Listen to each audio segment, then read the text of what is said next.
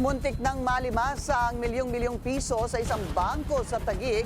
Nangyari yan isang araw lang matapos ang insidente ng pagnanakaw sa Makati. Narito ang agenda report ni Andrea Salve.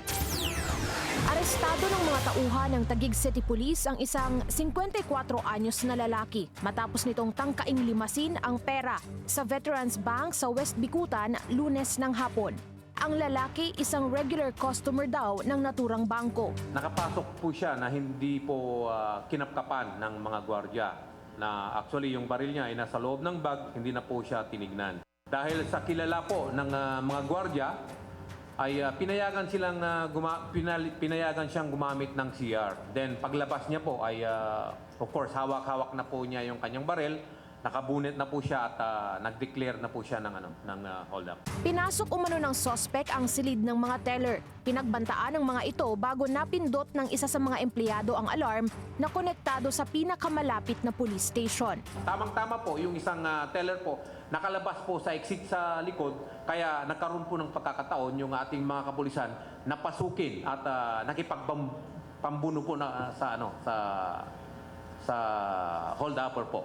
Na-recover sa suspect ang 9mm nitong baril at isang magazine. Ayon sa NCRPO, wala itong lisensya.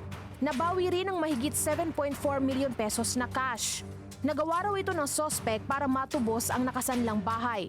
Mahaharap ito sa mga reklamong robbery at paglabag sa election gun ban. Wala namang nasaktan sa insidente.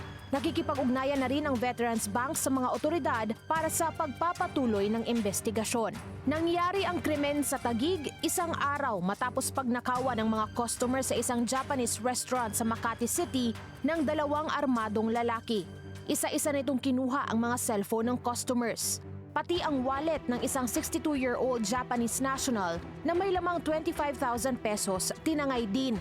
Ilang sandali muling pumasok ang isa sa mga suspect at ibinalik ang cellphone ng mga biktima. Hindi siya typical demeanor of a robbery hold-up, ma'am, na nakikita natin.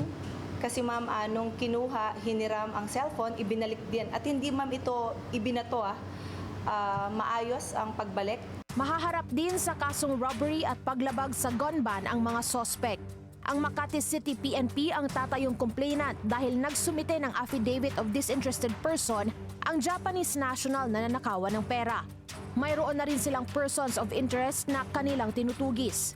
Tiniyak naman ng NCRPO ang maingat nilang pag-iimbestiga para sa agarang ikareresolba ng kaso. Para sa agenda, Andrea Salve, Billionaire News Channel.